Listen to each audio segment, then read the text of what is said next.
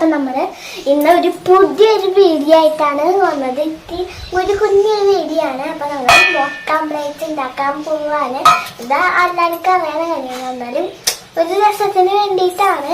നമുക്കപ്പം ഉള്ളി അരിഞ്ഞ് വെച്ചിട്ടുണ്ടെങ്കിൽ പച്ചമുളക് നിങ്ങൾക്ക് വേണമെങ്കിൽ ഇട്ടാൽ മതി കേട്ടോ.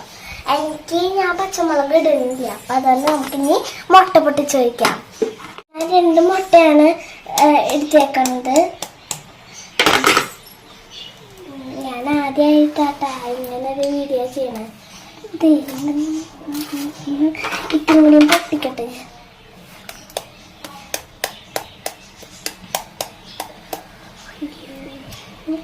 ഇതെന്തത് പൊട്ടാത്തത്?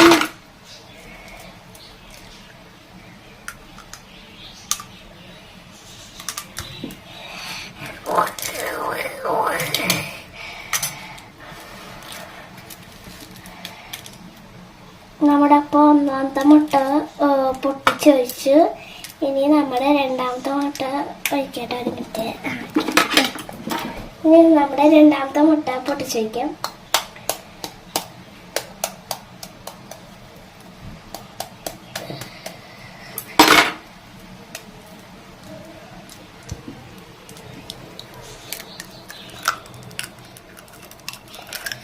ഇതിൽ കണ്ണുള്ളതാണ് കേട്ടോ നോക്കിയിട്ട്.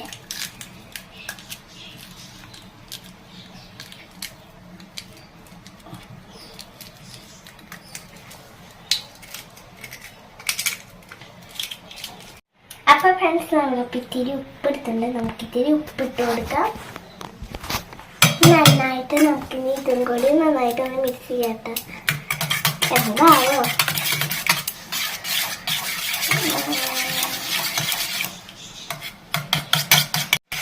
ബീറ്റർ കൊണ്ട് മിക്സ് ചെയ്യാനൊരു ആഗ്രഹം. ആ ബീറ്ററാകുമ്പോൾ വിചാരിച്ചൊരു സ്പൂണോട് നന്നായിട്ട് ഇങ്ങനെ ഇറക്കി കൊടുക്കാട്ടോ. നമുക്ക് അതിന് ചേർക്കണം സബോള നമുക്ക് ഇട്ട് കൊടുക്കാം. നമ്മുടെ ബീറ്ററിന്റെ ശബ്ദം കറന്നെല്ലാവരും നമുക്കിങ്ങനെ കറന്നാക്കാം കേട്ടോ.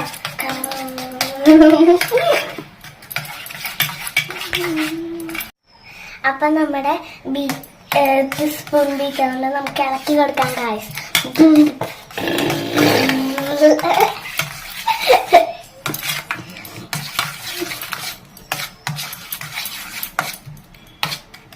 ഈ മഞ്ഞ കളറൊക്കെ ഉണ്ടായാണ് കേട്ടോ. ഇതേപോലെ ഈ ഒരു സാധനമില്ലേ, ഇപ്പൊ ഞാനിപ്പോ ഇളക്കിക്കൊണ്ടിരിക്കുമ്പോ വെള്ള കളർ അതേപോലെ ആവണല്ലാതെ ടീസ്പൂണിൽ എടുക്കുമ്പോ ഇങ്ങനെ പാടില്ല. അപ്പൊ നമുക്കിത്തിരി ടീസ്പൂണിൽ ഇത്തിരി മഞ്ഞൾപ്പൊടി ഇട്ട് കൊടുക്കാം. അപ്പൊ നമ്മുടെ ബീറ്റർ ടീസ്പൂൺ കൊണ്ട് നന്നായിട്ട് ഒന്ന് ഇളക്കി കൊടുക്കാം.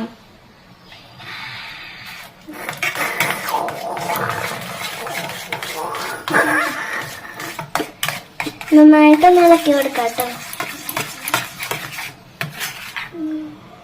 അപ്പൊ ഫ്രണ്ട്സ്, നമ്മുടെ പാന് വെച്ച് കൊടുത്തിട്ടുണ്ടെങ്കിൽ നമുക്ക് ഇത്തിരി വെളിച്ചെണ്ണ ഒഴിച്ച് കൊടുത്തിട്ട് നന്നായി നമ്മൾ ബീറ്റ് ചെയ്ത് വെച്ചേക്കണ മുട്ട നമുക്ക് ഇതിലേക്ക് ഒഴിച്ച് കൊടുക്കാം. ഇത് ഞാനല്ലാട്ടോ കത്തിച്ച, അമ്മയാണ് കത്തിച്ച.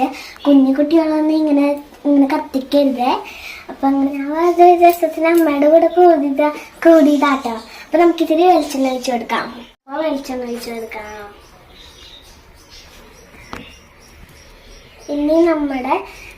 ഇനി നമുക്ക് നമ്മുടെ മുട്ടക്കുട്ടപ്പന്മാരെ നമുക്ക് ഒഴിച്ച് കൊടുക്കാം.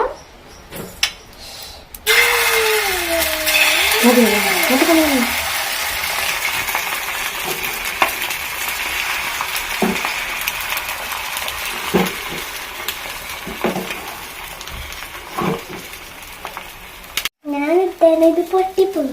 കാരണം അമ്മ എടുക്കോട്ടെ. ഇത്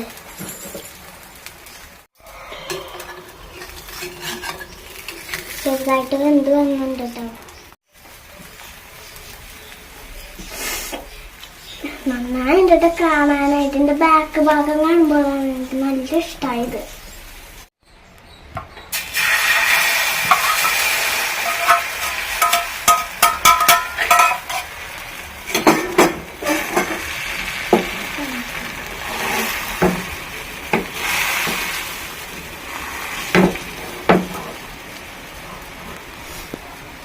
തെങ്ങിള നീരോ തേൻമൊഴിയോ മഞ്ഞിൽ വിരിഞ്ഞ നിലാവോ അല്ലീലം പൂവോ എല്ലിമുളം തേയില തെങ്ങിള നീരോ തേൻമൊഴിയോ മഞ്ഞിൽ വിരിഞ്ഞ നിലാവോ. ആയ മുട്ട കറി വിട്ടാ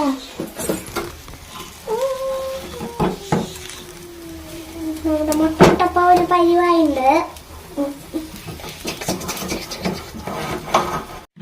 ഞാനപ്പോ ഓംപ്ലേറ്റ് റെഡി ആയിട്ടുണ്ട്. ഞാൻ ഈ ഓംപ്ലേറ്റും കൂട്ടി ചോറിടാൻ പോകാൻ നല്ല മണം കേട്ടാ. ഇത്തിരി ടേസ്റ്റ് ചെയ്ത് നോക്കട്ടെ.